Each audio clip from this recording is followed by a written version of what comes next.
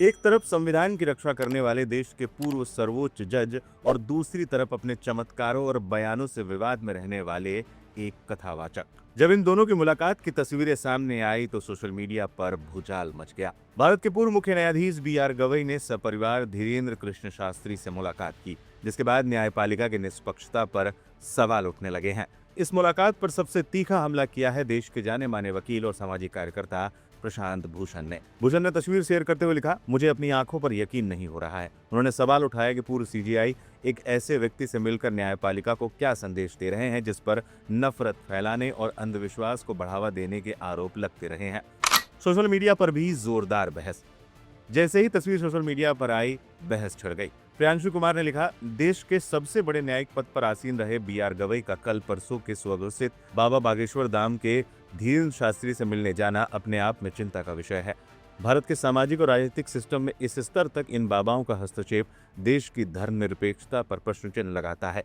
अशरफ फहीम ने लिखा, supreme court के पूर्व न्यायाधीश बी.आर. गवई हिंदू राष्ट्र की मांग करने वाले धीरेन्द्र शास्त्री के दरबार पहुंचे। मुझे याद है 6 अक्टूबर 2025 को सुप्रीम कोर्ट में वकील राकेश किशोर ने सीजेआई बी.आर. गवई की बेंच की ओर जूता फेंकने का प्रयास किया था। ये घटना सनातन का अपमान नहीं सहेंगे के नारे के साथ हुई, जिसके बाद सुरक्षा कर्मियों ने उन्हें रोका था। सीजेआई ने तब इसे बीता हुआ अध्याय मानकर कोई औपचारिक शिकायत दर्ज नहीं कराई थी, लेकिन सोशल मीडिया पर इसे एक दलित और अम्बेडकरवादी जज पर हमला बताया गया था। तब सभी लोगों ने गवई साहब का साथ दिया था। खैर छोड़िए, गवई साहब अब बागेश्वर धाम पहुंचे हैं, मीडिया सुर्खियों में है, आस्था का सम्मान हो रहा है, अच्छी बात है। रश्मि आईएनसी भारतीय ने लिखा, आश्चर्यजनक है कि बाबा के चक्कर में पूर्व सीजेआई गवई साहब, पूर्व मुख्य न्यायाधीश बी.आर. गवई परिवार के साथ बागेश्वर धाम पहुंचे, धीरेन्द्र शास्त्री से मुलाकात की और उनके सामाजिक कार्यों की सराहना की। लोग इसलिए भी हैरान हो रहे हैं क्योंकि बी.आर. गवई खुद कह चुके हैं कि वो बौद्ध धर्म को फॉलो करते हैं। 20 नवंबर 2025 को अपने विदाई समारोह में एक सीजेआई ने कहा था कि वो बौद्ध धर्म का पालन करते हैं, लेकिन किसी भी धर्म का गहन अध्ययन नहीं किया है। उन्होंने खुद को पूरी तरह धर्मनिरपेक्ष बताते हुए कहा था वो हिंदू, सिख, मुस्लिम, ईसाई सभी धर्मों पर विश्वास रखते हैं। Practice Buddhism, but I do not have any depth in any religious studies. I am truly a secular person. I believe in all the religions, Hinduism, Buddhism, Sikhism, Islam.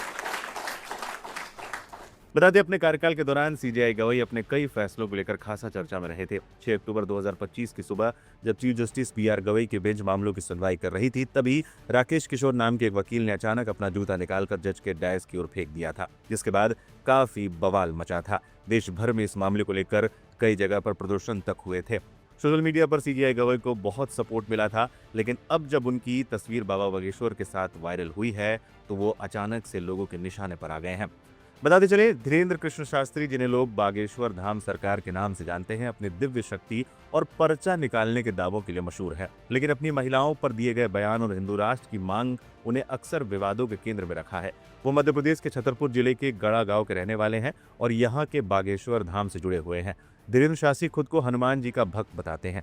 Dhirendra Shastri के दरबार में लोग अपनी समस्याओं को लेकर आते हैं और दावा किया जाता है कि वो बिना बताए ही लोगों की समस्याएं जान लेते हैं और उन्हें दूर कर देते हैं। मामले को लेकर अलग अलग तरह की प्रतिक्रियाएं सामने आ रही हैं। हालांकि एक पक्ष ये भी है कि रिटायरमेंट के बाद कोई भी व्यक्ति अपनी निजी आस्था के लिए स्वतंत्र है, लेकिन प्रशांत भूषण जैसे आलोचकों का मानना है कि संवैधानिक पदों पर रहे व्यक्तियों की निजी पसंद भी सार्वजनिक संदेश देती है। क्या एक पूर्व न्यायाधीश का किसी धार्मिक गुरु से मिलना गलत है या फिर प्रशांत भूषण जैसे लोगों की आलोचना जायज है? ये बहस अब कानूनी गलियारों से निकलकर आम जनता के बीच पहुंच गई है।